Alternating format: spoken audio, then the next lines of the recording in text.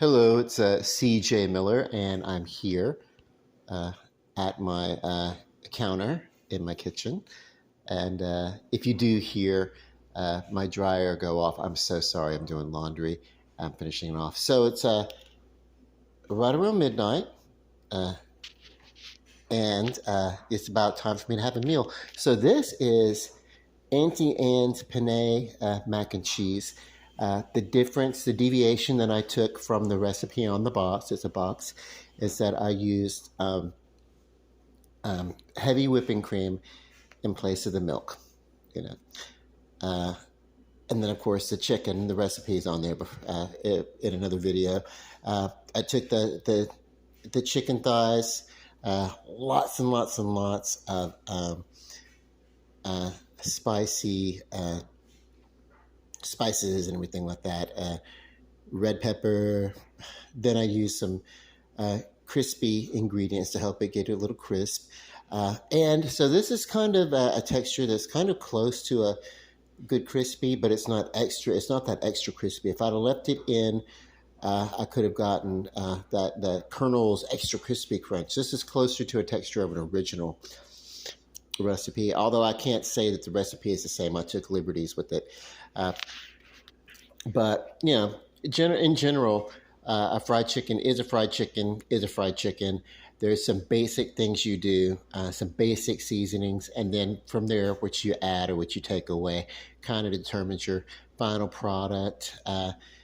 Yeah, so this is really good. It's a really good chicken. It's good scald, as they would say. It's what I've heard. So, as a matter of fact, what did I do the other day? I made something, and somebody told me, "Oh, I think it was like, I don't know.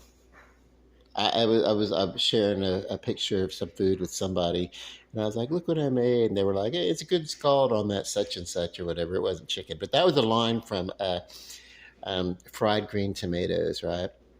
And Kathy Bates and the husband's like, "Good scald on that chicken." So yeah, it was funny. Um, that's a very quotable movie, by the way. I was like, "To Wanda," uh, in answer, which is so funny. But let's see what's up. If you want to save calories, you can peel away the skin and not eat the skin. But you know what I mean?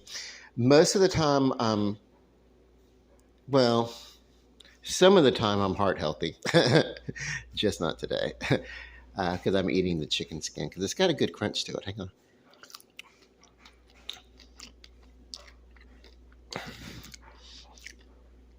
Now,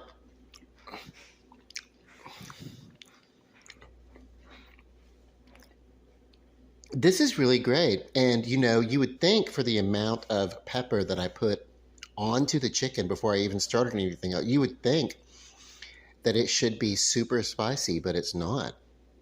It's flavorful and spicy enough. Yes, that's true. Let's get into the meat of the chicken. Hang on. See, as I pulled off some of the crust, you can see there's. If you get in here, you can see there's redness, red peppery, all over this chicken, all over, and it's yeah, it's great. So let's see. Okay, so I'm tasting it. Big forkful of chicken.